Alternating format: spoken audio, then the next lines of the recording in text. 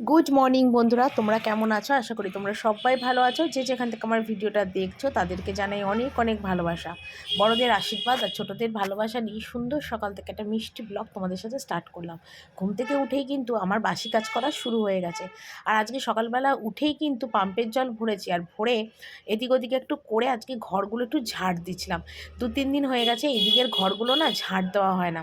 তো ঘর ঝাড় দেওয়ার না কারণটা হলো টাইমই পাচ্ছি না সকালবেলা উঠে ঝাড় দেওয়ার। আর 2-3 দিন ঝাড় না দিলে এমন অবস্থা হয় না এদিকের ঘরগুলো, মানে আমার ঘর, শাশুড়ি ঘর, ওই ঘরগুলো তো প্রতিদিনই মোছা হয়, কিন্তু এই পাশটা না প্রতিদিন আমি মুছতে পারি না। হয়তো সপ্তাহে একদিন করে মুছি, আর রোজ কিন্তু আমি ঝাড় দিই, কিন্তু রোজ ঝাড় দেওয়ার ভিডিওটা কিন্তু তোমাদের কাছে আমি শেয়ার করতে পারি না।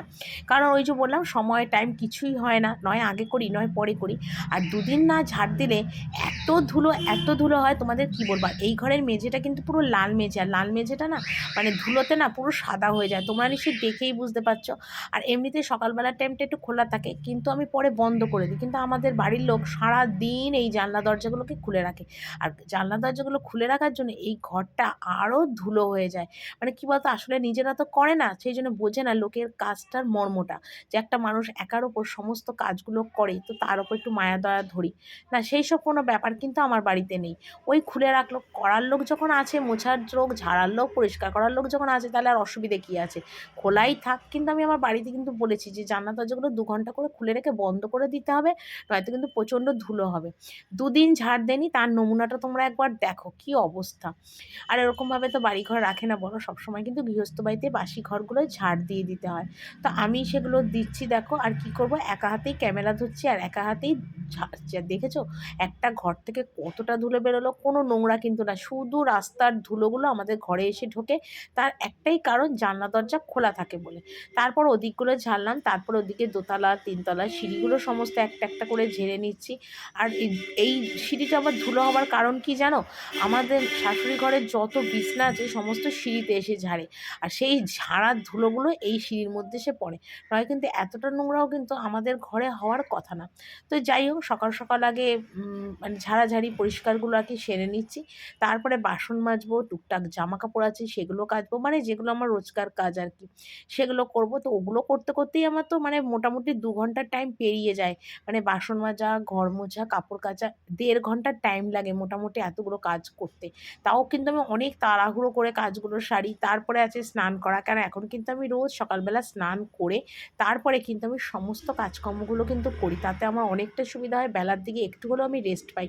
আর নয়তো কী হয় বলো তো, পরে গিয়ে আমার একার ওপর এতটা চাপ পড়ে যায়, আর কি বলবো তোমাদের।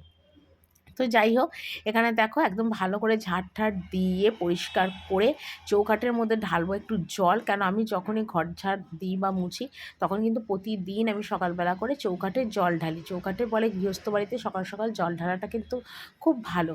তো আমিও চেষ্টা করি সেইভাবে আর কি করার। তো যাই হোক, কালকেই ভিজিয়ে রেখেছিলাম প্রচুর জামাকাপড় সন্ধেবেলায় ভিজিয়ে রেখেছিলাম। সেই ভিডিওটা তোমরা নিশ্চয়ই দেখেছো। তারপরে দেখো সকালবেলা উঠে সেই জামাকাপড়গুলোই কাচতে এলাম। আর নোংরা জামাকাপড় কী হয় বলো তো, একটু ভিজিয়ে রাখলে তাহলে জামাকাপড়গুলো কিন্তু অনেকটা পরিষ্কার হয়ে যায়। আর শীতকাল বুঝতেই পারছো, জামাকাপড় সঙ্গে সঙ্গে ভিজিয়ে কাচলে কিন্তু কিছুই পরিষ্কার হবে না। তো সেই জন্যে কিন্তু আগের দিনই ভিজিয়ে রেখেছি। আর সকালবেলা উঠে দেখো সমস্ত কাজকর্ম সেরে, মানে নিচের বাসি কাজ আমার কিন্তু হয়ে গেছে, মানে বাসন মাজা, ঘর মোছা, এগুলো কিন্তু সব হয়ে গেছে। হয়ে নিয়ে তারপর কিন্তু এলাম ছাদেতে এই কাজগুলো করতে। তো এই ছাদে রোদও আছে প্রচণ্ড, তো রোদে রোদে জামা কাপড়গুলো সকাল সকাল ধুয়ে কেচে মেলে দিলে শুকিয়েও যাবে। তো সেই জন্যই সকালবেলাতেই মেলে দিচ্ছি। আর বাবু যেহেতু ছিল, তার জন্য আমার অনেকটা সুবিধাও হলো। বাবুকে বললাম, বাবু তুই একটু ভিডিওটা করে দে। তো সেই জন্যে বাবু কিন্তু ভিডিওটাও আমাকে করে দেবে আর কি, দিচ্ছে আর কি। এটাও আমার একটা অনেকটা বড় সুবিধা হয় আর কি। তো যাই হোক, সকালবেলা কী রান্না বান্না হবে আমি এখনও কিছু জানি না। তোমাদের দাদাভাই কি বাজার হাট করেছে কি করেনি তাও জানি না, কারণ সকালবেলা উঠে আমার বাসি কাজকর্ম সারতে সারতে এতটাই দেরি হয়ে যায় যে কি বাজার হাট হলো, কি আনলো, আমার কোনো দিকেই খেয়াল থাকে না। তো যাই হোক, এখানে সমস্ত জামাকাপড়গুলো ধুয়ে এখন ছাদে ঝপাঝপ মেলে দেবো। আর বাবু যেহেতু ক্যামেরাটা ধরে রেখেছে না, তার জন্য আমার সত্যি অনেকটাই সুবিধা হয়, নয়তো চেয়ারে রেখে রেখে আমাকে সবসময় মানে ভিডিও করতে হয়, আর সেটাতে কিন্তু আমার অনেকটাই অসুবিধাও হয়। মানে কি আর বলবো তোমাদের, সত্যি আমার অনেকটা অসুবিধাও হয়। তো যাই হোক, এই জন্যে আমার অনেকটা সুবিধাও হয়। তো সকালবেলা উঠে এইসব কাজগুলো করছি। আর এমন একটা সময় ছিল বিয়ের আগে যে একটা নিজের কোনো জামা নাইটি পর্যন্ত আমি কোনোদিন ধুইনি বিয়ের আগে। আমার মা না ধুয়ে দিত। তো এখন না সেই চিন্তাগুলোই করি যে বাপের বাড়িতে থাকলে মেয়েদের কত মানে মেয়েরা কত আরামে, সুখে, ভোগে কত আরামে থাকে। আর শ্বশুরবাড়ি এলে কত কাজ করতে হয়, তাই না? সব মেয়েরাই করে আমার মতো। কিন্তু কি বলো তো, অনেক বেশি বড় বাড়ি হলে, সংসার হলে সেখানে কিন্তু একটা কাজের লোকের অবশ্যই দরকার হয়। কিন্তু আমার শ্বশুরবাড়িতে আমিই হলাম বউ আর আমিই হলাম কাজের লোক, দুটোর কাজ একসাথে কিন্তু আমাকে করতে হচ্ছে, মানে টু ইন ওয়ান কাজ যাকে বলে। তো যাই হোক, আর বলে দুঃখ করে কোনো লাভ নেই, মনকে আমি এখন অনেক শক্ত করে ফেলেছি। কেউ যখন মায়া দেওয়া ধরে না, তাহলে নিজের মায়া নিজেকেই ধরতে হবে, তাই না বলো? শ্বশুরবাড়িতে কিন্তু যতই বউরা কাজ করুক না কেন, শ্বশুরবাড়িতে কিন্তু কোনো বউয়েরই নাম হয় না, এটা কিন্তু বাস্তব সত্য কথা। কি ঠিক বললাম তো? কমেন্টে কিন্তু অবশ্যই জানিও। তো যাই হোক, ওইসব কাজ করলাম, নিয়ে দেখো স্নান করলাম, স্নান করে আর কালকে যে সকালবেলা জামা কাপড়গুলো কেচেছিলাম সব শুকিয়ে গেছে, সেই জামা কাপড়গুলো এখন তুলে দিচ্ছি। তাহলে আমার বারান্দাটাও ফাঁকা হয়ে গেল। আর যে জামা কাপড়গুলো আমি কেচেছি আমারগুলো, সেগুলো সব এই বারান্দা দিয়ে কিন্তু মেলে দেবো। আর বাকিগুলো যেগুলো রয়েছে সেগুলো কিন্তু সমস্ত ছাদ দিয়েই মেলে দিয়েছি, কারণ শীতকালে কিন্তু ছাদে কাচতে, ধুতে, ছাদে মেলতে অনেক আরাম লাগে। আমার তো ভীষণ আরাম লাগে। আর আমি কিন্তু কদিন ধরে এখন ছাদেই স্নান করছি, বাথরুমে আর স্নান করতে পারছি না, বেশ ঠান্ডা লাগছে।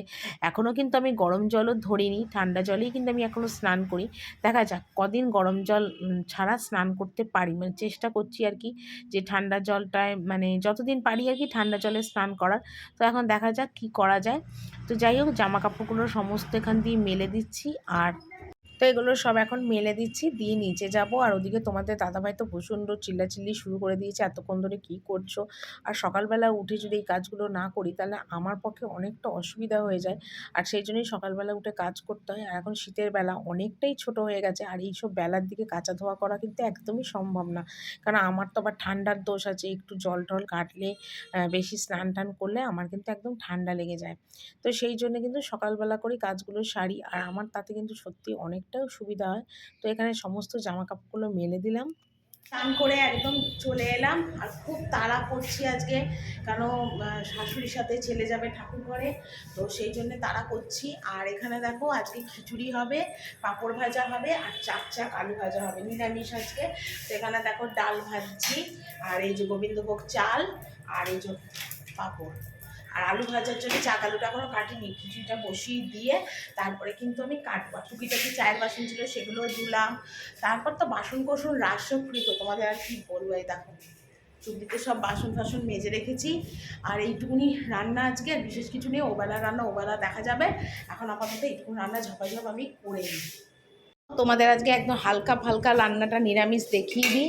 এখানে বলেছি দেখো একদম পাতলা করে আলু দিয়ে খিচুড়ি, কেন আমাদের বাড়িতে আবার পাতলা খিচুড়ি সবাই খুব ভালোবাসে, সেই জন্য পাতলা খিচুড়ি করছি। তবে দেখতেই পাচ্ছ খিচুড়িটা ধোয়া উঠছে, খিচুড়িটা কিন্তু আরও টানবে পরে।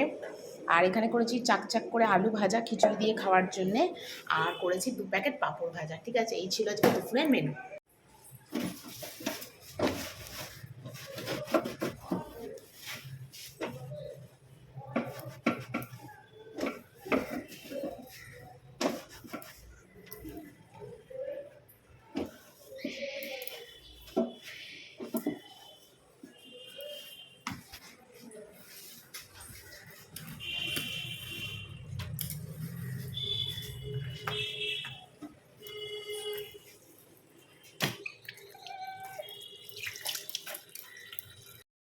তো যেগুলো সকালবেলা কেচেছিলাম ছাদের সমস্ত কিন্তু শুকিয়ে গেছে, আর ওগুলোই কিন্তু তুলতে এলাম।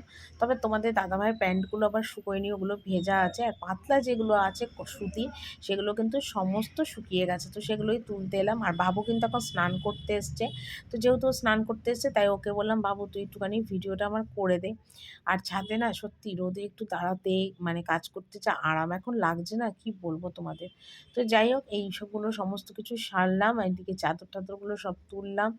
আর ছাদে প্রায় রোদ চলে যাওয়ার মুখে, মানে বেলা, মানে এখন তো মোটামুটি 2টো বাজলেই আমাদের ছাদে আর রোদ থাকে না। তো যাকে রোদ থাকতে থাকতেই আমি সমস্ত ছাদের থেকে জামা কাপড়গুলো একদম তুলে নিলাম। আর দেখতেই পাচ্ছ 2খানা চাদর কেচেছি, একটা তো শুকিয়েছে আর একটা তো ভিজা রয়েছে, নিচে গিয়ে সেটা মেলে দেবো। তো এইমাত্র এলাম খেতে, পেয়েছে প্রচণ্ড খিদে। তো এই যে খিচুড়ি আর কিছুর মধ্যে দেওয়া আলু আর পাঁপড় ভাজা আর চাক আলু ভাজা।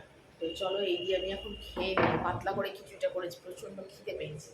খেয়ে নিয়ে তারপর আরও আছে টুকটাক কাজ, সেগুলো সারবো।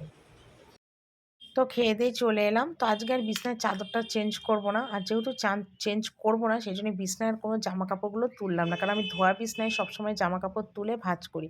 তো যেহেতু আজকে বিছানার চাদর চেঞ্জ করলাম না, সেই জন্য চেয়ারের জামা কাপড়গুলো দাঁড়িয়ে দাঁড়িয়েই ভাঁজ করে নিচ্ছি। অনেকগুলো জামা কাপড়ই আছে, দুদিনের জামা কাপড় জমা হয়ে গেছে, সেগুলোকেই এখন একটু ভাঁজ করে নিচ্ছি। তো ভাঁজ টাজ করবো। আর বাবু গেছে স্নান করে ঠাকুর ঘরে, ওর ঠাকুমার সাথে এখনও আসেনি। তো আমি হলো আমার হাতের কাজগুলো গুছিয়ে নিই। তো চলো বন্ধুরা, আজকের ভিডিওটা কিন্তু আমি এখানেই শেষ করছি। আর এখন ঘড়িতে মোটামুটি কিন্তু 4টের মতন বাজে। তো মোটামুটি সকাল থেকে 4টে অবধি যেটাই করলাম না কেন, সবটাই তোমাদের কাছে শেয়ার করলাম। আশা করি তোমাদের ভালো লাগবে। তো চলো আজকের ভিডিওটা এখানেই শেষ করছি। তোমরা সবাই ভালো থাকো। কালকে একটা সুন্দর ভিডিও নিয়ে চলে আসবো। আজকের মতন বিদায় নিলাম, টাটা।